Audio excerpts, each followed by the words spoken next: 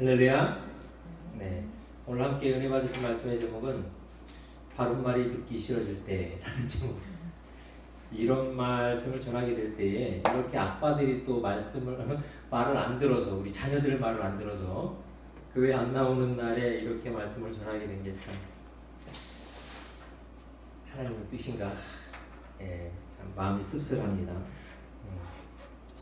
우리 본문의 내용을 보면 바울 일행이 유라굴로 강풍을 만나가지고 섬에서 그래도 구출이 되어서 또 뱀에 물렸지만 그 독에 쏘인 바울이 또 하나님께서 예수님께서 예언하신 대로 무슨 독을 집을지라도 먹을지라도 상하지 않겠다라는 예언의 말씀대로 그가 그렇게 뱀에게 물렸지만 살아나고 또 믿음으로 손을 얹는즉 또 그 섬에 있는 그 대장의 추장의 집에 또 치료가 일어나고 그곳에 또 복음이 증거되는 내용이 지난주 우리가 함께 말씀을 통해서 배웠습니다. 근데 오늘 이제 바울 일행들이 이제 로마에 도착했어요. 로마에 도착했는데 바울이 로마에 도착해서 비록 가택연금된 죄인의 상태였지만 바울이 거기에 있는 동안에 많은 사람들이 오가면서 또 말씀을 듣고 서로 같이 변론하고 토론하는 그런 시간을 갖고 있었습니다. 근데 오늘 그 내용 중에 일부가 오늘 본문의 내용의 말씀이에요. 내용에 보니까 23절에 많은 사람이 그 바울이 머물렀던 그 집에 오갔는데 그 중에는 어떤 사람들은 하나님의 말씀을 믿고 어떤 사람은 그것을 거부했다라는 내용이 나옵니다. 그래서 24절에 보니까 그 말을 믿는 사람도 있고 믿지 아니하는 사람도 있어. 서로 맞지 아니하여 흩어질 때에 서로 막 의견이 분분한 거예요. 예수가 그리스도가 맞다. 아니다. 예수는 그냥 목수의 아들이다. 우리가 그리스도를 십자가 못 박혀 죽였다. 막 서로 막 논쟁이 있다가 사람들이 어떻게 의견이 이렇게 딱 하나로 안 되고 그냥 휘지되면서 사람들이 막 흩어지는 그런 상황이 된 거예요. 지금 바울은 이 복음을 위하여서 인생을 내어놓는 사람입니다. 이 복음을 위하여서 자기 모든 삶을 다 여기에 내어 바친 사람이에요. 그러니까 자기가 전했던 복음을 통해 사람들이 은혜로 예수님을 믿지 못하고 그렇게 흩어지는 모습을 보면서 많이 안타까웠던 것 같아요. 그래서 그 안타까운 마음을 심어서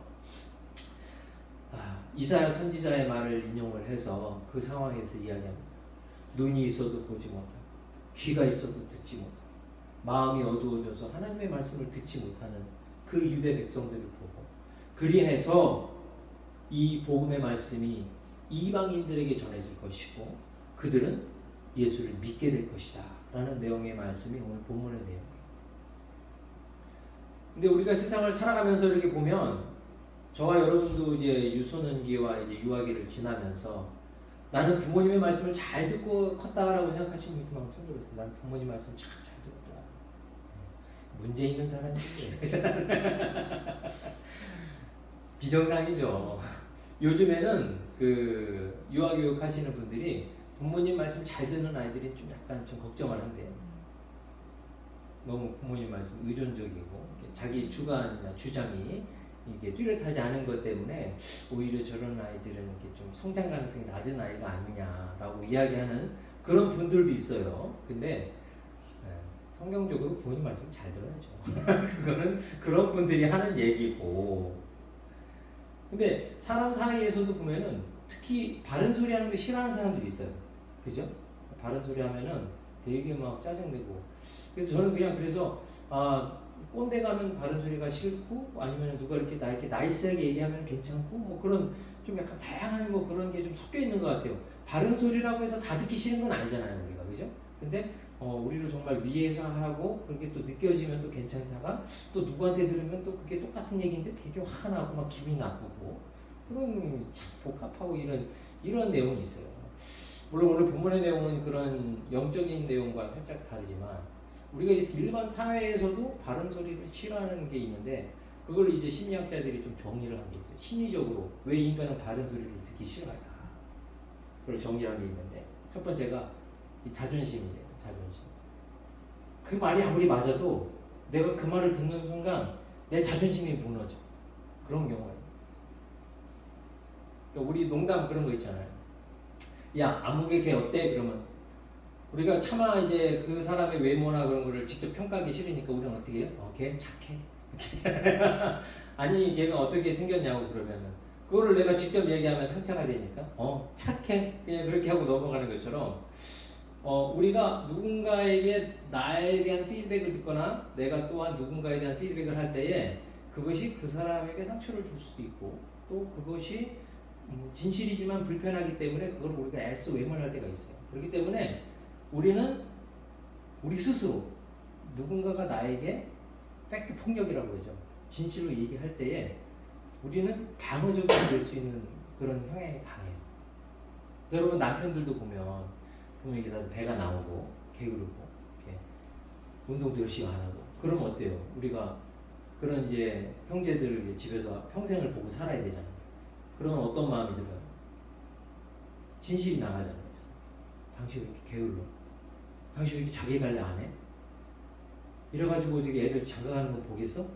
이게 우리가 막 이런 물론 뭐 차마 얘기 못할 때도 있지만 또한 어떤 우리가 감정이 상하면 얘기할 때도 있잖아요. 그러면 그런 말을 듣는 사람들은 첫 번째 마음속에 쉴드를 치는 거예요. 자기 방어. 자기의 자존감을 보호하기 위해서 안 듣는 거죠. 그런 분들이 여러 가지 특징이 있어요. 그런 얘기를 들을 때 맞서 싸우는 분도 있고 어떤 분들은 어떻게 좀 지혜로운 분들은 일로 들어왔다가 일로 이렇게 쏙 나가죠. 그래서 자기를 보호하는 거예요. 진실로부터. 그래서 그런 사람들을 통해서 우리가 속담이 있잖아요. 소기의 경일기다. 아무리 얘기해도 듣지 않는 거. 자존심을 자기 스스로 엄청나게 보호하는 거죠. 그리고 또 한 가지 이유가 있는데 인지부조화. 바른 말을 듣지 않는 것 중에 가장 큰 문제가 되고 같은 이 인지부조화예요. 인터넷에 이렇게 집사람이 이렇게 좋아하는 유튜버들이 있는데 그 중에 한 명이 최하정 씨. 집사람이 요리 유튜브를 좋아하기 때문에 가끔 이제 최하정 씨를 이렇게 보는데 저도 한번 이렇게 보는데 최하정 씨가 이렇게 되게 자기 관리 잘 하시는 분이잖아요. 근데 그분이 뭐 이렇게 맛있는 거를 이렇게 우리가 이 신체가 기본적으로 이렇게 공복기를 유지하는 게 중요하잖아요. 그래서 야식 같은 게 몸이 되게 안 좋잖아요. 그리고 또 뭐 탄수화물이 너무 높거나 달거나 그러면 안 좋은데. 최하정 씨가 평상시 이렇게 관리 잘 하시는 분인데도 뭐 어떤 맛있는 음식에 딱 꽂히면 막 먹으면서 뭐라 그러냐면 맛있으면 0칼로리. 그러면서 어떻게 그거를 자기가 먹는 거죠 이제. 이런 거는 우리가 삶에서 너무 많아요. 특히 이게 담배 피는 것 같은 분들, 담배, 술 마시는 분들. 그건 우리 알고 있어요, 그죠? 우리가 자각하고 있어요. 이게 내가 안 좋다라는 걸 알고 있어요. 근데 어떻게 나의 현실, 나는 이거를 하고 싶은 거예요. 저도 개인적으로 이렇게 라면을 잘 소화를 못해요. 제가 나이를 먹다 보니까 옛날에는 신라면을 이렇게 2개도 먹었는데 어느 날 하도 라면이 먹고 싶어서 이렇게 신라면을 끓여서 먹으면 속이 너무 불편한 거예요. 그래서 이제 저는 지식이 생겼어요. 나에 대한 자각. 내가 이제 신라면을 먹으면 잘 소화를 못하는 존재구나 라는 거에 대한 이제 지식이 생겼죠. 근데 어느 날 또 갑자기 막 먹고 싶은 거야. 땡긴다 그러죠. 땡기는 거야. 그럼 어떻게 해? 어느 날 그 내도 끓이고 있어. 그래서 실제와 내가 인지하는 것과 나의 행동이 불일치하는 거예요. 자녀들이 보면은 이런 인지부조화 때문에 부모님 말씀 안 듣는 경우 되게 많아요. 아이들도 알아요. 엄마가 말하는 걸 들어야 되고 아빠가 말하는 걸 들어야 되는데 그 사실과 또 내가 알고 있는 것과 내가 행동하는 것이 다른 거지. 그러니까 마음은 원이로 돼 육신이 약하도다. 내가 마음으로는 엄마 아빠 말을 듣고 싶은데 내가 육신이 약해. 그래서 그걸 못 따라가는 거야. 제가 한번 이제 우리 소리 엄마가 소리를 이제 야단치는 걸 제가 한번 봤어요. 소리가 이제 보니까 그날 밥을 먹고 이제 식사 시간인데 이제 어른들은 막 식사를 나누느라고 막 그런데 소리가 이제 자기 식당 애들 하이체어를 주잖아요. 하이체어를 주니까 거기서 다리를 막 떠는 거야 이렇게. 예쁘잖아 내가 거기서 다 다리 펴으니까 이제 나연이 자매님의 말투 소리 그러면 안 돼요. 그러니까 응? 다 이렇게 떠는 거예요. 그러다가 이제 엄마가 거기 꽂혔어. 엄마 소리 엄마가 뭐라 그랬어요. 그러니까 응? 표정이 이게 되게 애매한 거야. 이거 내가 엄마 말을 들어야 되는데 이거는 계속 하고 싶고 이게 막 복잡한 거야. 그러니까 얘가 얼굴이 막 울컥울컥해지더라고. 그러면서도 계속 다리를 떨고 있더라고. 이게 그래서 우리가 아는 거랑 실제 행동하는 거랑 너무 다를 때가 많아요. 그래서 그게 바른 거지만, 옳은 거지만, 내가 그걸 알고 있지만, 그대로 따르지 못하는. 근데 애들뿐만이 아니라 우리도 마찬가지 같아요. 그래서 많은 어떤 인간에 있어서 중독의 문제가 이 인지 부조화의 문제가 아닌가. 그리고 마지막으로 이건 되게 중요한 건데, 감정적인 불쾌감을 얻었을 때. 그러니까 옳은 말은 옳은 말인데 그것이 옳은 말로 받아들이기 전에 감정이 상하는 거야. 이건 우리가 평상시에 이제 대화할 때 되게 중요한 거잖아요. 부부싸움 같은 거 하거나 이렇게 뭐 자녀들하고 다툼이 있을 때 대부분 이런 경우가 되게 많아요. 그래서 저는 이제 집사람이랑 이렇게 대화를 나눌 때 제가 정말 하나님께 감사한 거는 집사람이 저보다 3살이 많잖아요. 어떻게 보면은 교회 누나랑 내가 결혼을 했잖아. 그러니까 나는 이제 결혼하기 전에는 누나하고 따랐었단 말이에요. 근데 집사람이 결혼한 날부터 저한테 한 번으로 항의하라거나 말을 놓은 적이 없어요. 계속 지금까지 살아오는 동안 한 번도 뭐 싸울 때도 야 해본 적이 없어요. 그러니까 그게 어떻게 보면은 집사람이 나한테 하는 존중의 어떠한 그런 태도, 존중의 그런 거를 내가 이렇게 듣다 보니까 제가 이렇게 감정적으로 상하는 일이 물론 많았죠. 제가 계속해서 많았지만 그래도 극단으로 치지 않는 그런 게 상당히 좋았던 것 같아요. 왜냐면 이제 우리가 이제 싸우다 보면은 벌써 이렇게 자기야 뭐 오빠 하다가 야로 나가잖아. 이제 야 네가 그러면 이제 그때 뭐예요? 그게 맞는 말이어도 그게 감정적으로 이렇게 서로에 대한 마음을 헐트하는 순간이 딱 다가오면은 이때는 이제 옳고 그름의 문제가 아니라 감정의 문제. 그래서 우리가 바른 말이지만 그 사람이 이 바른 말을 어떻게 들을까를 우리가 연구하는 게 상당히 중요한 것 같아요. 그래서 이 오늘 본문의 내용은 살짝 좀 벗어나는데 이건 되게 중요한 것 같아서 우리가 다시 한번 다 알고 있는 거지만 이해하는데 제가 어저께 그래서 챗 GPT한테 물어봤어요. 야, 너는 사람들이 너에게 감정적으로 이렇게 상처를 주는 말을 하면 너는 상처를 받냐? 라고 물어봤어요. 제가 쓸데없는 걸 물어봤죠. 걔가 감정이 있겠어요? 감정이 없지. 그랬더니 진짜 그 얘기를 하더라고요. 자기는 감정이 상하지 않는데요. 근데 자기는 팩트만을 얘기해야 되기 때문에 사람들이 내가 하는 말에 감정이 상하지 않을까 되게 조심한대요. 심지어는 기계도 조심하는 거예요. 기계도 사람들이 진실을 들을 때 상처받지 않을까 봐 고민을 한다는 거예요. 적어왔어요. 진짜요? 진짜요? 응? 신기하죠? 네. 그래서 야, 기계도 이렇게 사람들이 감정 상하는 거를 갖다가 배려하는구나. 자, 읽어드릴게요. 뭐라고 그러냐면 저는 감정적으로 상처받지 않지만 사람이 상처받지 않도록 바른 말을 전하는 방법을 고민합니다. 그래서 정직하지만 공격적으로 들리지 않게 진실하지만 따뜻하게 표현하려고 노력하지요. 이렇게. 얘가 사람보다 나아. 얘는 어떻게? 그러니까 이게 뭐 물론 사람들이 이렇게 디자인한 거긴 하겠지만 사람들이 디자인한 대로 하는 거죠. 사실 우리가 이거 알아요. 그죠? 우리가 모르는 게 아니야. 모르는 게 아닌데 욱 하면 이게 그냥 싹 없어지는 거예요. 욱 하면 이게 그래서 우리가 진실을 얘기할 때 상대방이 감정이 상하지 않도록 하는 어떤 거에 대해서 우리가 한번 점검할 게 몇 가지가 있어요. 첫 번째는 동기를 우리가 한번 점검해요. 동기.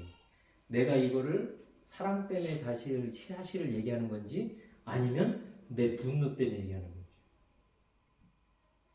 상대방에 대해서 우리가 모욕적인 단어들을 쓸 때가 있어요. 그게 뭐 사실이라고 해도 뭐 이런 걸 예를 들자면요 우리가 한두 곳도 없겠죠. 이제 우리들이 이제 상대방의 감정을 상하게 하기 위해서 얘기했던 말들 사실이지만 그 사실이 그 사람에게 폭력이 되어져서 받아들여진다면 그건 사실이지만 딜리버리가 잘못된 거죠. 성경에서 뭐라고 말하냐면 오직 사랑 안에서 참된 것을 말하되 어디 안에서? 사랑 안에서. 그러니까 사랑 안이 아니면 참된 것을 말하면 돼야 안 돼요? 안 되는 거예요. 사랑 안에서. 제가 어저께 그 하은이라고 우리 효니 학교 친구, 그러니까 동생인데 학교 친구가 우리 애플피킹에 따라왔어요. 이런저런 얘기를 하다가 이 동성애 문제에 대해서 얘기가 나왔어요. 되게 참 어려운 주제였지만 제가 그 친구한테 과감하게 물어봤죠. 동성애 내지는 트랜스젠더의 문제에 대해서 만약에 너의 커즌이나 너의 친구가 그런 문제에 있다면 너는 그걸 어떻게 얘기했으면 좋겠냐라고 물어봤어요. 저도 이제 그런 걸 얘기해야 되는 상황이 있을 때가 있었거든요. 그래서 그 친구한테 그걸 물어봤더니 그 친구가 이거랑 동일한 얘기를 하더라고요. 자기도 참 자기 주변에 이제 동성애를 하는 사람들이 몇 명 있었대요. 학교에서도 있었는데 그 사람들하고 직접 얘기할 상황은 없었지만 항상 그 아이들을 위해서 기도할 때 그 생각은 들었대요. 아프지만 진실은 그 사람들에게 실질적으로 도움이 될 거니까 내가 그 사람들을 실질적으로 사랑한다면 그 진실을 얘기할 수 있는 찬스가 왔을 때 그러니까 하나님 원치 않는 거다. 하나님은 우리를 그렇게 만들지 않으셨다라고 얘기하는 것이 그들을 향한 진정한 사랑이라고 생각한다. 그 얘기를 하더라고요. 그래서 참 요즘 젊은이답지 않게 그런 얘기를 해서 제가 참 이게 마음이 되게 좋았어요. 되게 좋았는데 그런 것 같아요. 우리가 누군가에게 불편한 얘기를 하게 될 때라도 그 이야기가 그를 향한 진정한 사랑이 바탕이 된다면 이것은 그들에게 효과적으로 전달될 수 있는 가능성이 확 높아지는 거예요. 이 얘기는 뭐랑 연결되냐면 신용이죠, 신용. 상대방에 대한 신뢰. 그러니까 내가 그 이야기를 할 수 있는 신뢰가 쌓여지면 우리는 그것이 사랑이 증명이 된 거기 때문에 우리의 말이 그들에게 신뢰로 받아들여질 수가 있어요. 근데 그 사람이 나를 정말 염려하고 사랑한다라는 마음의 그 크레딧이 쌓이기 전에 그 얘기를 한다면 그 말은 우리를 정죄하는 말로 받아들여지는 거죠. 그래서 오늘 아침에 그랬대요. 주아가 아빠가 또 이제 허리가 아파갖고 교회를 못 나왔잖아. 그러니까 주아가 아빠한테 막 잔소리를 했나 봐. 아빠 그러니까 운동도 하고 먹는 것도 이렇게 하고 막 이렇게 막 아빠한테 잔소리를 하고 있으니까 나연이가 그랬대요. 주아한테. 주아야 아빠는 지금 그렇게 얘기하면 못 들어. 그렇게 얘기. 아빠를 그냥 이해해주고 나중에 아빠가 좀 회복됐을 때 그때 얘기해줘라고 했다고 그러더라고요. 주아가 나한테 그 얘기를 했어. 그러니까 내가 아빠를 주아는 분명히 아빠를 사랑하는 마음에서 막 그렇게 얘기를 했을 거예요. 주아 아빠도 그걸 다 알겠죠. 어린아이가 어떤 감정을 갖고 얘기를 했겠어요. 나연이 태도가 너무 감사했던 게 비록 아이지만 그거에 대해서 사실대로 아빠한테 얘기를 하더라도 아빠를 배려할 줄 아는. 그래서 아빠가 그 말을 들을 수 있는 그런 상황이 될 때까지 기다려주자고 그렇게 주한테 얘기했다는 걸 듣고 정말 감사한 얘기더라고요. 그래서 내가 누군가에게 사실을 얘기할 때는 그 사랑에 내가 바탕에 섰는가 그리고 내가 그것을 이야기할 수 있는 그 사랑과에 대한 어떤 신뢰에 대한 크레딧이 그만큼 높은가 이 두 가지를 먼저 한번 생각을 해봐야 돼요. 그래서 만약에 크레딧이 높지 않거나 사랑이 바탕이 아니라 내가 속이 시원하려고 일가라는 그런 우리의 진실이라면 우린 입을 닫아야 돼요. 더 이상 진실을 얘기하면 안 돼요. 두 번째는 우리가 진실을 이야기하는 그 방식을 우리가 한번 생각해 볼 필요가 있어요. 우리가 이제 얘기할 때 아이들이 물론 여러분들 너무 잘하겠죠. 뭐가 이제 잘못됐으면 야 그건 잘못됐어 라고 그 잘못을 지적하는 거랑 근데 이걸 요렇게 하는 거다 이렇게 하는 게 좀 낫지 않을까 라고 제안하는 거랑 이건 너무 되게 다른 거거든요. 그러니까 누군가의 잘못을 지적하는 그런 방식이 아니라 더 나은 것을 제안하는 방식. 저도 이런 거를 잘 못했던 것 같아요. 저는 이제 군종 생활을 오래 하고 군대 생활을 한 4, 5년 했거든요. 그래서 저도 모르게 이제 또 군대 그 기간에 아이들이 다 태어났어요. 그러니까 내가 갖고 있는 어떤 그런 생각이나 습관과 말투가 군대식이 많아요. 애들한테 야 이거 해 하지마 왜 이랬어 이렇게 해 이런 게 상당히 많았던 것 같아요. 그래서 아이들을 나도 모르게 되게 엄격하게 키웠어요. 그래서 저 나름대로는 되게 엄격하게 키웠고 애들이 또 제가 하는 말은 다 잘 들었다고 생각을 했는데 나중에 이제 다 크고 나서 애들이 하더라고요. 아빠, 옛날에 아빠 생각나요? 아빠가 이렇게 우리 집에서 컴퓨터 게임 못하게 했잖아요. 그래서 그랬지. 혼났지. 그래서 저희가 돌아가면서 망을 봤어요. 두 명은 게임을 하고 한 명은 망을 본 거야. 그래서 아빠 차가 오면은 어쩐지 지금 생각해 보니까 애들이 내가 딱 들어가면 쥐죽은 듯이 조용했어 항상. 애들이 다 책상에 바른 자세로 앉아 있고. 저는 그래서 아이들이 말을 참 잘 듣는구나. 그래서 생각하고 있었는데 그 아이들은 지혜를 짜서 한 사람이 망을 보고 이렇게 해서 게임을 이제 유지하는 이제 그런 때가 온 거예요. 저는 몰랐죠. 근데 제가 이렇게 아이들을 이렇게 좀 약간 권위주의적으로 이렇게 키우고 그러고 있었는데 어느 날 이제 하나님이 저를 책망하신 때가 있었어요. 그래서 너나 잘해라 이놈아. 그런 생각을 확 주시고 아이들이 그거에 대해서 고통받고 있다는 걸 나한테 깨달음을 주셔가지고 제가 아이들한테 하루는 제가 무릎 꿇고 아이들한테 회개를 한 적이 있어요. 얘들아, 아빠가 너무 잘못했다. 아빠가 너희들을 이렇게 너무 이렇게 엄하게 너희들을 꾸짖고 하나 잘못했는데 10대를 때리고 그렇게 했던 거에 대해서 하나님이 아빠 책망하셨다. 아빠가 너무 잘못했다 그랬더니 애들이 괜찮아 아빠 그럴 수도 있어. 용서해 주더라고요. 용서해주고 제가 용서받고 이제 새 사람이 됐어요. 그 아이들하고의 관계가 물론 전에도 좋긴 했지만 더 많이 좋아지게 되죠.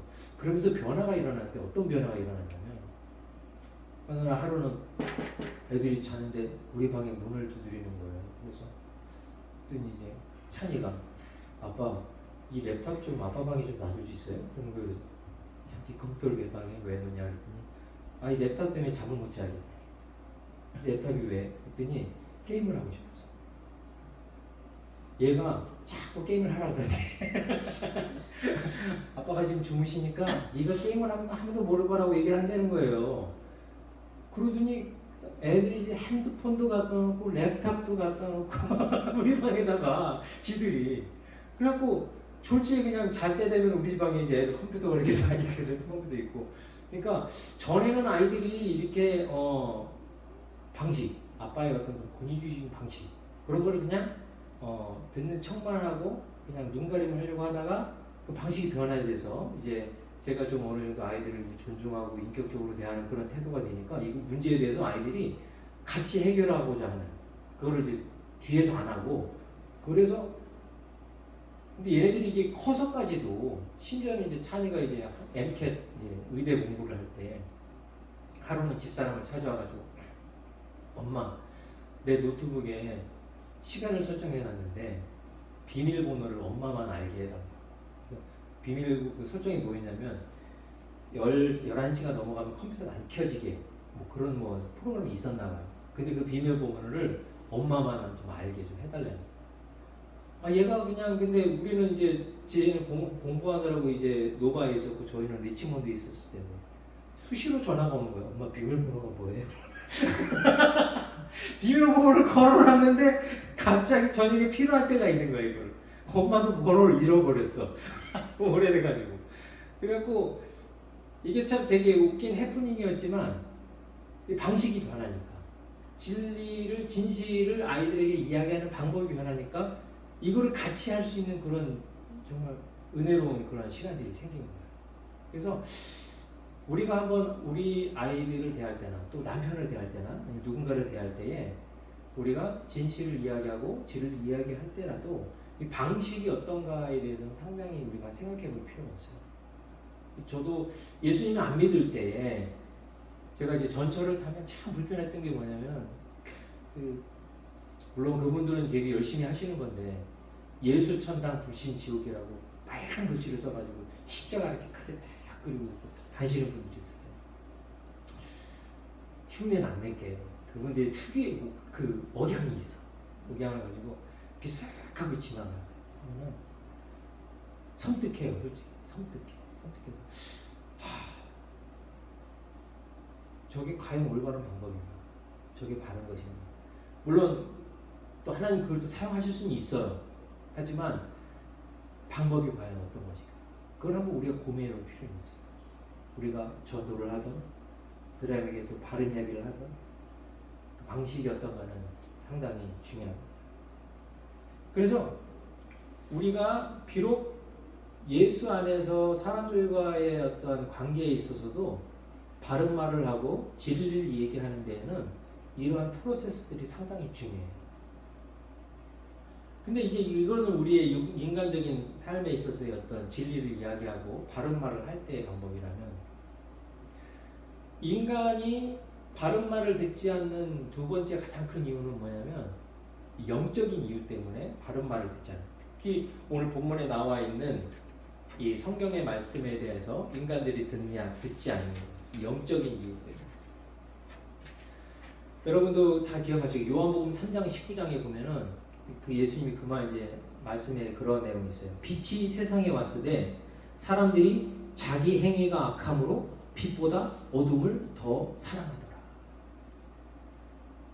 그러니까 근본적으로 오늘 이 바울이 얘기하는 거, 사람들이 이스라엘 백성들이 이제 유대인들이 와가지고 막 이제 바울이 전했던 예수 그리스도의 복음에 대해서 막 얘기 듣고 막 으라차차 막 하고 싸우고 막 그런 내용이 있잖아요. 근데 그 내용의 핵심이 이거라는 거예요.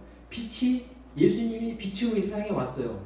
여러분 그 혹시 집에 바퀴벌레가 있는 집에서 살아본 적 있으세요? 몇 마리 있었어요? 저희는 수시로 나오고.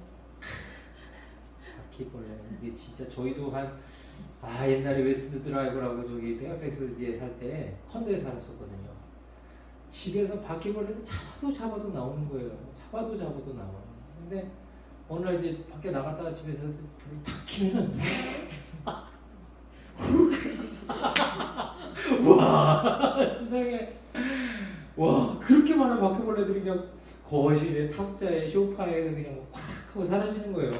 세상에 이게 눈에 보이는 게 한 마리면 안 보이는 게 뭐 100마리냐 어찌되나. 세상에 뭐 컨도가 뭐 우리 집만 잡는다고 끝나는 게 아니야. 옆집 앞집 뭐 다 통해서 그냥 뭐 파이프라인 따라 다니니까 이건 어때 방법이 없어. 이게 그냥 눈에 보이는 건 요건데, 근데 희한하게 이 바퀴벌레가 많아지잖아요. 그럼 불을 켜도요 안 도망가요. We are many. 담대해져요. 막 밥을 먹는데도 식탁으로 올라오는 애들이 있어. 얘네들은 이제 무감각해진 거지. 근데 근본적으로 얘네들은 빛이 있으면은 도망가요. 숨는 거야. 근데 그게 이 진리의 빛이 이 땅에 왔을 때에, 예수님이 빛으로 이 땅에 왔을 때에 죄 가운데 죄성을 갖고 있던 살아있는 인간들의 본성인 거예요. 본성. 그래서 이 복음에 대해서 들었을 때에 인간의 태도가 완전히 다르게 나타난 두 가지 말씀이 있어요. 베드로전서 2장, 사도행전 2장 14절에 보면 그 얘기가 나와요. 베드로가 이제 복음을 전하는 내용이 나와요. 제가 읽어드릴게요. 베드로가 11사도와 함께 서서 소리를 높여 이르되 유대인과 예루살렘에 사는 모든 사람들아, 이 일로 너에게 알게 할 것이니 내 말에 귀를 기울이라. 그런즉 이스라엘 온 집은 확실히 알지니 너희가 십자가에 못 박은 예수를 하나님이 주와 그리스도가 되게 하셨느니라 하니라. 그들이 이 말을 듣고 마음에 찔려 베드로와 다른 사람들에게 물어 이르되 형제들아 우리가 어찌할꼬. 베드로가 이르되 너희가 회개하여 각각 예수 그리스도의 이름으로 침례를 받고 죄 사함을 받으라. 그리하면 성령을 선물로 받으리니. 할렐루야. 복음을 들었어요. 예수 그리스도가 빛이었다. 너희들을 구원할, 죄 가운데 구원할 빛이다 라고 얘기했을 때 여기에 모였던 사람들은 마음에 찔렸대. 그게 그래, 우리가 예수 그리스도, 우리를 위해서 오신 이 세상의 메시아를 십자가 못 박혀 죽었구나. 우리가 어찌하냐 했던 그런 상황. 그래서 그들이 그날 회개하고 5,000명이 예수를 믿고 구원받는 역사가 그날 일어났죠. 근데 아주 상당히 비슷한데 너무 결과가 달랐던 적이 있는데, 사도행전 7장 55절에 보면 스데반이 성령이 충만하여 하늘을 우러러 주목하여 하나님의 영광과 및 예수께서 하나님 우편에 앉아 계실 보시고 말하되 보라, 하늘이 열리고 인자가 하나님 우편에 서신 것을 보노라 한데 그들이 소리를 지르며 귀를 막고 일제히 그에게 달려들어 성 밖으로 내치고 돌로 칠세. 근데 바울이 이 상황에 있어서 증인이었잖아요. 그렇죠? 그 살인이 정당하다고. 사람들이 그 진리의 말씀을 들었을 때 귀를 막고 어떻게 했다고? 눈을 가리고 안 들을래. 옛날에 우리 어렸을 때 그런 장난 많이 했잖아요. 누가 막 얘기하면 뭐라고? 뭐 얘기하면 그랬잖아. 귀를 막고 눈을 가렸는데 그걸 어떻게 듣겠어요? 여기서 크게 차이가 있어요.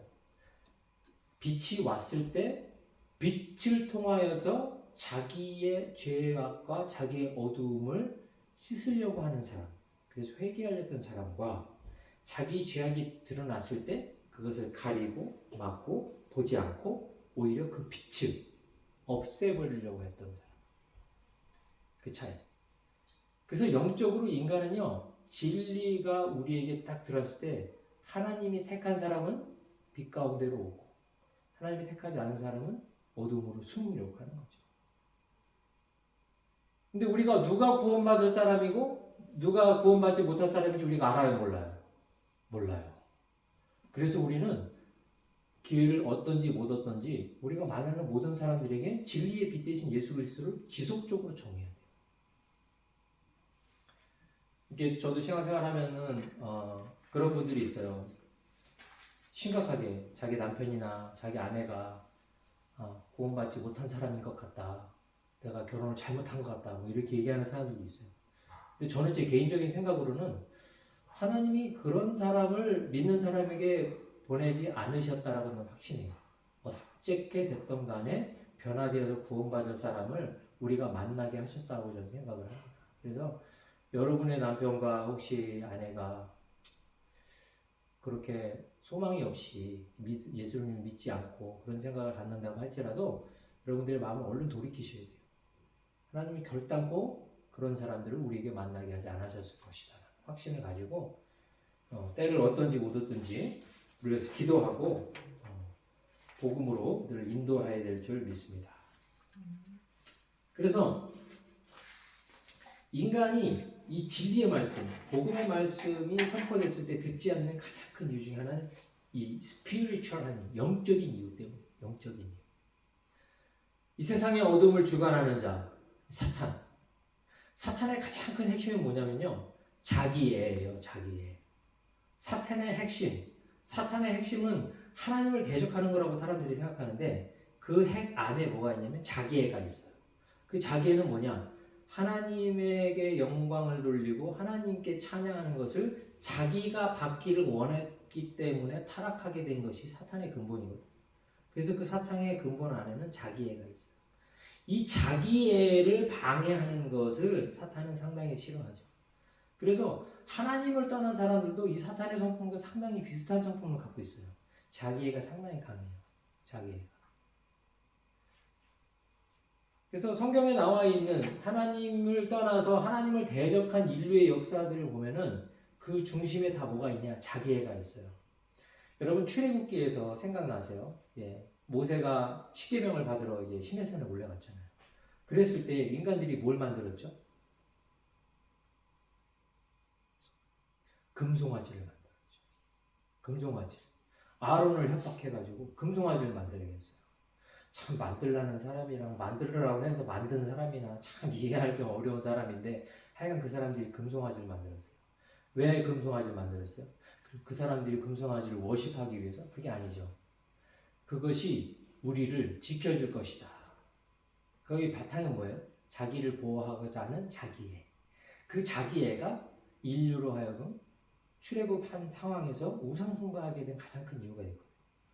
또 여러분 우리가 더 구하게 들어가면 바벨탑 사건입니다. 바벨탑 사건을 보면은 하나님을 대적해서 인간들이 바벨탑을 쌓았잖아요. 그렇죠? 바벨탑을 쌓는데 그 이유가 뭐였어요? 이것을 통해서 우리가 흩어지지 않고 우리가 더 강해지고 우리가 좀 더 번성해지고 뭐예요? 자기가 조금 더 이렇게 실현되기를 원하는 자기애가 뭉친 인간들의 모습이 사실 그 안에 있었던 거죠. 그래서 인간이 근본적으로 빛 대신 진리 가운데 진리의 빛이 딱 비쳤을 때 이 자기애가 있고 똘똘 뭉쳐져 있는 사람은 이 진리의 빛을 거부하게 됩니다. 근데 그것이 자기 자신이라고 생각하는 사람이 많아요. 근데 어떻게 보면 자기도 모르게 속고 있는 악한 영의 숙성 때문에 그런 건데 자기 자신이 복음을 거부하는 걸 생각하는 거죠. 악한 영의 사탄의 속성 때문에. 이건 영적인 문제예요. 그래서 우리가 누군가에게 진리를 전하고 누군가에게 복음을 전할 때는요, 우리가 성령의 충만함과 기도가 필수예요. 그냥 우리가 얘기하는 말로 그 사람이 변할 거라고 생각하지 마세요. 영적인 파운데이션이 하나님의 빛을 통하여서 그가 진리를 받아들일 수 있는 준비가 되는 과정이 필요합니다. 여러분, 그 대나무가, 나는 그냥 대나무가 그냥 쑥 자라는 줄 알았어요. 그게 아니래요. 대나무가 쭉 올라오기 전까지 4년이 걸린대요. 왜냐면 뿌리가 이렇게 쫙 뻗는데요. 뿌리가 쫙 뻗으면서 대나무가 이렇게 쭉 성장할 수 있는 충분한 영양소를 공급할 수 있도록 이 뿌리가 잘 튼튼하게 잘 서가면 그때 올라가기 시작하는데 하루에 뭐 20cm씩 올라갑니다. 쭉쭉쭉쭉 올라갑니다. 그 준비 작업이 필요한 거죠. 인간이 복음 가운데서 복음을 받아들일 수 있는 영적인 상태가 준비되기 시작하면요, 그냥 한순간이에요. 한순간. 제가 그 증인이거든요. 저는 예수님을 대적하고 예수 믿는 사람들하고 좀 말싸움을 하고, 저는 정말 그 예수님의 그러한 거에 대해서 그냥 이방신 서양 귀신이라고 생각하고 되게 폄하하고 믿지 않았던 사람인데, 제가 어느 날 예수 그리스도의 복음을 듣고 나서 환상으로 예수님을 보고 나서 제가 완전히 변했잖아요. 제 친구들이 다 저 미쳤다 그랬어요. 저 갑자기 이제 미쳤다고 제가. 자기랑 같이 맨날 이렇게 막 교회 흉보고 그러는 애들이 갑자기 막 예수님이 구세주라고 그러고 같이 교회 다니자고 그러고 그러니까 애들이 얼마나 충격받았겠어요. 근데 그게 하루아침에 일어난 게 아니에요. 저를 위해서 기도하던 이웃들, 친구들, 가족들, 그런 분들이 그 기도가, 영적인 환경이 변화되어지고 제가 복음 가운데 변화될 수 있는 기회가 열렸기 때문에. 그래서 진리의 말씀을 들을 수 있는 가장 큰 유일한 길은 뭐냐? 우리 영적인 환경이 바뀌어야 돼요. 그래서 여러분들이 자녀를 위해서 기도하는 거 너무나 중요한 거예요. 왜냐하면 영적인 파운데이션을 우리가 닫고 있는 거예요. 우리가 지지난주, 3주 전에 한번 우리가 그 AI에 대해서 잠깐 얘기한 적이 있잖아요. 우리 어제도 사과 따라가면서 사모님하고 집사람이랑 얘기를 하다가, 과연 이 슈퍼 AI가 등장하는 시대, 우리 아이들이 그 시대에 살게 될 거예요. 미나하고 이든이가 이제 AI가 지금 말 판치는 시대에 살게 될 거거든요. 그때가 되면 사람들이 기도하겠어요? AI한테 물어보지. 로봇도 뭐 이제 막 공부를 하고 인간보다도 뛰어난 것들을 해내는 시대가 다가올 텐데, 그때의 인간들이 과연 기도하며 살아가겠냐 이거죠. 그냥 뭐 한 번만 치면 다 해결이 되고, 그냥 과연 인간이 무엇으로 믿음을 유지하고 살 수 있을까? 과연 인간이 인간됨을 무엇으로 증명하며 살 수 있을까? 그 시대는요, 저는 오직 기도밖에 없다고 봐요. 하나님과의 진정한 연합, 진실된 기도. 그래서 하나님과 진정으로 교감하며 성령의 충만함을 살아가는 사람, 그 사람들만이 믿음을 유지할 수 있는 유일한 길이라고 봐요. 그래서 부모님들의 기도가 지금은 너무 중요해요. 여러분, 우리가 기도에 대한 피상적인 생각을 가져요. 그래, 내가 자녀를 위해서 기도해야지. 그러면 그 기도가 기도라고 생각해요. 물론 그것도 기도예요. 근데 기도의 진정한 궁극적인 목적은요, 하나님과의 교제고 대화거든요. 깊이 있는 대화. 하나님과의 연합.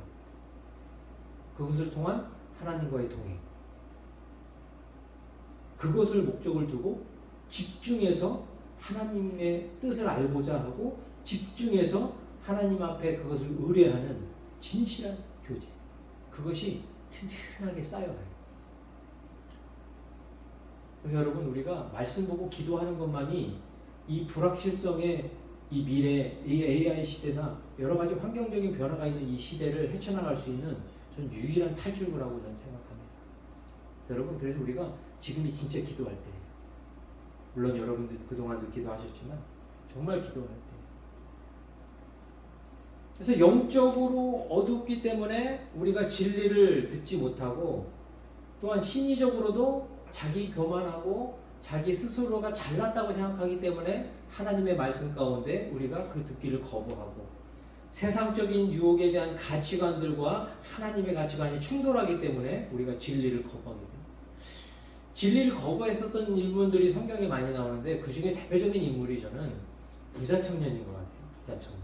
여러분 부자 청년이 예수님을 찾아왔잖아요. 부자 청년이 와서 예수님 나는 율법도 지키고 금식도 하고 말씀도 이렇게 보고 율법을 다 따르면서 이렇게 살았습니다 라고 얘기했어요. 그랬더니 예수님이 그래 참 잘했어요.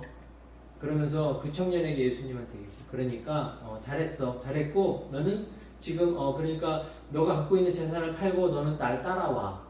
그랬거든요. 이 청년은 그냥 칭찬만 받고 싶었던 것 같아요. 근데 예수님은 그에게 또 하나의 과제를 줬어요. 너가 갖고 있는 모든 것을 팔고 너는 나를 따라와. 그 친구가 고민하다가 예수님을 따랐죠. 그렇죠? 그랬으면 좋았을 텐데 그 친구가 고민하다가 예수님을 떠나갔어요. 그 가장 큰 이유가 뭐냐면 그런 것 같아요. 그 못생기고 성격 좋은 사람 만나기 어렵대잖아요. 그죠? 근데 잘생기고 예쁜데 성격도 좋아. 그런 사람 되게 많대요. 그 얘기 들으면서 잘생기고 예쁜 사람들은 다른 사람들이 다 잘해준다네. 잘생기고 예뻐가지고.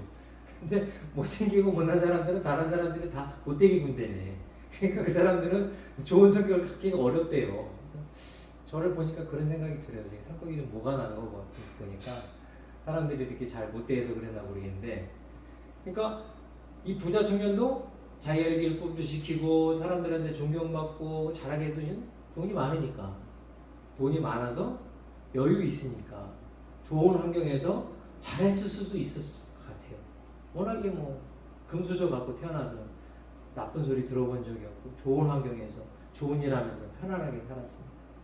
근데 거기서 예수님이 그 부자 청년이 갖고 있었던 그 점을 다 건드린 거예요.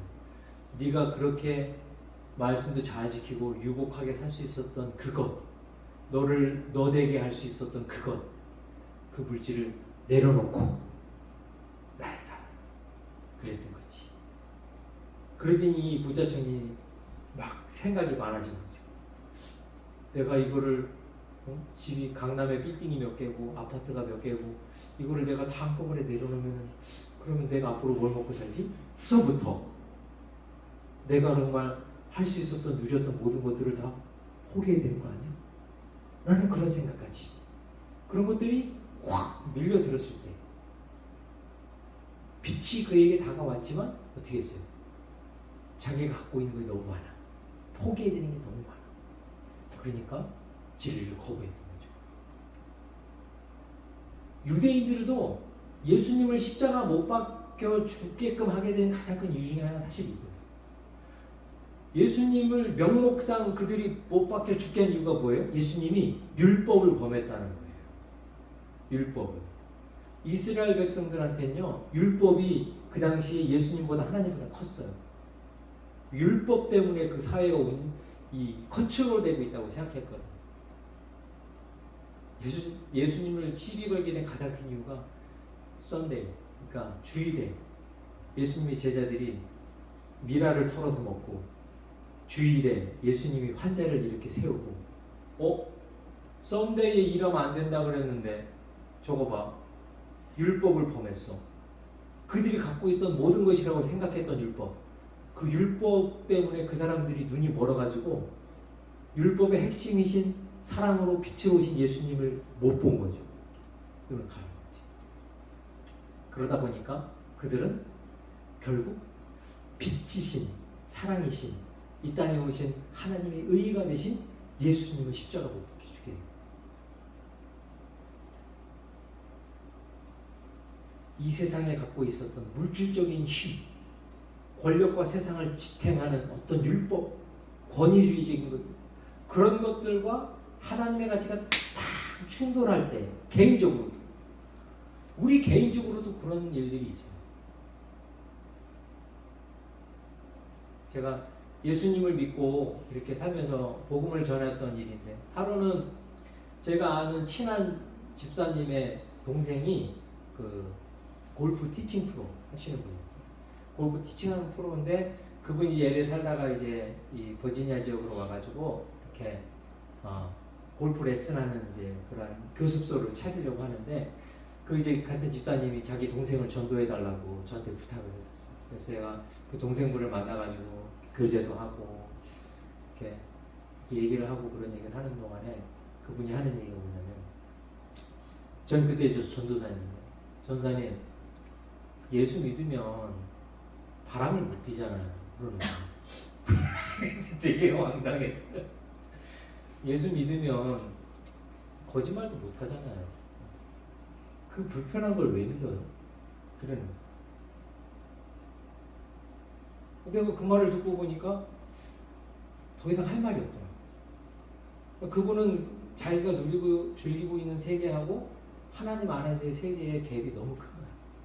아니, 이 세상에 이렇게 자유롭게 내가 하고 싶은 대로 살 수 있는데 왜 힘들게 그렇게 자기가 하고 싶은 걸 못하고 살아? 이런 얘기를 하고 있는 사람한테 복음을 얘기한다는 게 너무나 내가 의미가 없이 느껴지는 거야. 그러니까 내가 갖고 있는 세상에 대한 애착, 내가 즐기고 있는 세상의 죄에 대한 기쁨, 이런 것들이 쌓여있는 인간에게는 복음이, 또 하나님의 말씀이 거부되어지고 들어지지 않는다.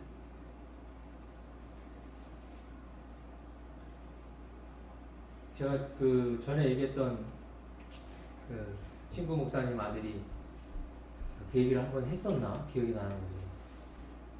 이번에 학교에 UVA 학교를 갔는데 너무 놀랬다는 거예요. 자기 교회 장로님 아들들 같이 신앙생활하던 그런 교회 애들도 갔고 또 다른 큰 교회 애들도 거기 딱 갔는데, 그래서 이제 크리스천 그룹이 있대요. 이렇게 아이들이 이제 모여서 이제 성경 공부도 하고 기도도 하고 그런 모임이 있는데, 애들이 그거 끝나고 맥주 마시러 가더라고요. 그래서 거기 가서 막 맥주 먹고 놀고 막 나쁜 것도 하고 그러더라는 거예요. 그래서 얘가 충격을 받아서 아빠한테 전화를 하는 거예요. 아빠, 얘네가 크리스천이라고 하는데 얘네가 술도 먹고 나쁜 거 다 하고 그래. 근데 아빠 이게 왜 그런 거야? 라고 걔가 물어보고 충격을 받은 거지. 걔가 고등학교에서 그냥 부모님 안에서 이렇게 신앙생활 하다가 기숙사 가서 이제 애들이 그렇게 하는 걸 보고 충격을 받은 거예요. 근데 그걸 하는 애들은 그게 되게 자연스러운 거예요. 교회 가서는 신앙생활하고 학교에서는 학교 생활하고 술집에 가서는 술 먹는 생활을 하고, 그것이 자신들에게 전혀 부담이 되지 않는 자연스럽게 자기들은 그리고 크리스천이라고 생각하는 거예요. 이게 왜 그러냐면 세상의 가치하고 하나님의 가치하고 탁 부딪혔을 때 이 친구들이 타협을 했어. 그래, 이거는 이렇게 해도 돼, 이거는 이래도 돼, 이런 걸로. 그런데 이 타협을 거부하는 사람들은요, 여기서 쭉 갈라져요. 하나님을 회개하고 하나님의 빛으로 나오던가, 아니면 자신들이 이 빛에 살기 싫으니까 이걸 거부하고 떠나던가. 근데 문제는 뭐야? 여기 타협하고 있는 사람. 예수 믿는다고 하면서 세상 사람들과 똑같이 사는 사람. 이 사람들 때문에 나중에 여기 있는 사람들이 이쪽으로 넘어오기 어려워. 야, 이렇게 살 바에는 나 예수 안 믿는다. 너무나 안타까운 이야기인데 오늘날에도 교회들이 보면 나 아무개 그 집사님 때문에 교회 안 나가요. 나 아무개 그 장로님 때문에 예수 안 믿어요. 그런 사람들을 우리가 가끔 만나요. 너무나 아프고 괴로운 이야기입니다. 우리가 하나님의 말씀으로써 진리가 우리 가운데 다가올 때, 그 진리가 우리 때로는 너무 불편하고 때로는 너무나 우리를 아프게 할 때 우리가 거기서 타협하면 안 돼요. 빛이 내 몸에 더러움을 비춰줬을 때에 그것을 덮으면 안 돼요. 빛이 나의 연약함을 드러내줬을 때에 그것을 우리가 왜곡해서는 안 돼요. 오늘날 이 사도 바울이 그들에게 진리의 말씀을 전했을 때에 한쪽 그룹은 그것을 받아들이고 회개하고, 한쪽 그룹은 그것이 그렇지 않다는 거 알게하면서 자기들이 이렇게 막 싸우는 모습을 보고 복음과 빛을 거부했던 사람들. 그래서 오늘날 복음이 이방인들에게 전해 이르게 됐지만 우리 개개인적으로도 이 빛된 하나님의 진리의 말씀이 사람을 통해서건 말씀을 통해서건 성경과 기도를 통해서건 우리 가운데 비춰졌을 때에 우리가 과연 어떻게 행동하느냐? 내가 나 스스로를 보호하기 위해서 내 자존심 때문에 아니면 나의 영적인 무지함 때문에 아니면 내가 갖고 있는 세상에 대한 기쁨의 애착 때문에 나 스스로 그 빛 가운데서 빛을 멀리하거나 눈을 가리거나 귀를 막거나 그러지 않는지 우리 스스로 한번 돌아보며 생각할 수 있는 저와 여러분 될 수 있기를 예수님의 이름으로 축원드립니다. 그래서 그 빛이 증거될 때, 그 빛이 우리에게 비춰질 때 우리가 하나님께 감사할 수 있는 존재가 됐으면 좋겠어요. 미국 영화 중에 하나가 어떤 영화가 있었는데 그 영화의 내용이 뭐냐면 어떤 할머니가 부모님이 병원에서 돌아가신 거예요. 부모님이 병원에서 돌아가셔가지고 병원에 대한 트라우마가 있는 거예요. 근데 이제 할머니가 상처가 나가지고 거기가 막 이렇게 염증이 생기고 막 그런데 이 할머니가 병원을 못 가는 거예요. 병원이 너무 무서워가지고. 근데 이제 손주들이 이제 억지로 할머니를 병원으로 데려갔어요. 병원으로 억지로 데려가가지고 이제 의사들이 이제 그 할머니를 치료를 하는 거예요. 근데 할머니가 막 자지를 지는 거예요. 막 의사 가운만 봐도 막 기절하려고 막 그러는 거예요. 근데 의사들이 보니까 상처를 안 받으면 큰일 날 것 같아. 그래서 할머니를 이렇게 마취를 시켜가지고 치료를 했어요. 그리고 이제 병실로 옮겨드렸어요. 병실로 옮겨드려가지고 그 할머니가 이제 병실에서 깨어났는데 의료기기가 하나도 없는 거예요. 병실을 그 할머니 안방처럼 만드는 거예요. 이 사람들이. 그래서 다 삔인 거야. 막 뭐 삑삑삑 소리 나는 거 뭐 그런 거 다 삐고 그리고서 이제 할머니를 이제 거기서 이제 치료를 해준 거죠. 치료 끝나가지고 그 할머니가 이게 그런 트라우마를 극복하고 이제 병이 이제 낫고 치료되는 이제 그러한 내용을 담은 미국의 의학 드라마 내용이 있었어요. 하나님의 진리의 목적은 저와 여러분을 치료하기 위한 것임을 믿습니다. 하나님의 복음의 목적은 저와 여러분을 구원하기 위한 그런 부수적인 것들, 내가 두려워하는 것들, 내가 애착하는 것들 그런 것들을 내려놓고 우리가 하나님 앞에 하나님의 구원의 수술대 위에 기쁨으로 하나님을 신뢰하고 선다면 저와 여러분이 하나님 은혜 가운데 만드신 그 목적대로 만드신 그 모습대로 회복되어지고 건강하여지고 기쁨과 은혜 가운데 이 삶을 살아가게 되는 그러한 삶으로 회복될 줄 믿습니다. 그래서 진리는 때로는 불편하고 아파요. 근데 우리에게 향하신 하나님의 사랑은 그 진리를 이야기하시기에 충분한 크레딧을 갖고 계시고 충분한 우리를 향한 사랑이 넘치시는 것을 믿고 하나님 우리를 바른 모습으로 깨닫게 하실 때에 우리가 하나님을 신뢰하고 그 진리를 받아들이고 변화될 수 있는 저와 여러분 될 수 있기를 예수님의 이름으로 축원드립니다. 그리고 또 우리가 진리를 전할 때에 상대방이 상처받지 않게 조심합시다. 자, 한번 기도하겠습니다. 할렐루야. 은혜 사랑이 많으신 하나님 감사를 드립니다. 우리는 연약하여서 때로는 우리를 향한 하나님의 지적과 또한 우리를 변화를 위한 하나님의 어떠한 인도하심이 때로는 우리가 불편하게 느껴지고 우리가 연약하여서 그걸 받아들이지 못할 때가 너무나 많이 있습니다. 하나님께서 우리 가운데 진리의 빛으로 오시고 우리를 치료하시는 광선으로 우리에게 임하실 때에 하나님 앞에 하나님을 신뢰하고 우리의 모든 모습을 온전하게 내어드리고 우리의 죄가 하나님 앞에 회개가 이루어지고 하나님 앞에 변화된 삶을 통하여서 더욱더 빛 가운데 기쁨 가운데 살아갈 수 있도록 우리를 축복하여 주시옵소서. 그래서 하나님 진리의 말씀을 듣기를 기뻐하게 하시고 우리의 모습을 더욱더 드러내 주실 때에 우리가 날마다 변화를 받아 우리의 삶이 점점 더 예수님의 삶으로 변화될 수 있도록 우리를 축복하여 주시고 또한 우리 주변의 이웃들에게도 진리의 말씀을 하나님의 은혜와 사랑과 신뢰를 바탕으로 증거할 수 있는 관계를 우리가 만들어갈 수 있도록 우리 가운데 은혜 베풀어 주시옵소서. 오늘 하나님께서 우리 가운데 함께 하셔서 하나님의 진리의 말씀 하나님의 그 바른 말씀이 우리 심령에 떨어지는 것을 날마다 사모하고 갈급한 우리 모든 성도들이 될 수 있도록 축복하여 주시옵소서. 지금은 우리 주 예수 그리스도의 십자가의 은혜와 하나님 아버지의 그 크신 사랑하심과 성령님의 내주하시고 교통하심의 역사가 진리의 말씀을 기뻐하며 빛으로 나아가기를 원하는 우리 모든 그리스도인들과 공동체와 가정과 그 사업터와 모든 삶 가운데 지금부터 영원히 함께 하시기를 예수님의 이름으로 축원드리옵나이다. 아멘. 하나님께 감사의 박수 드리겠습니다.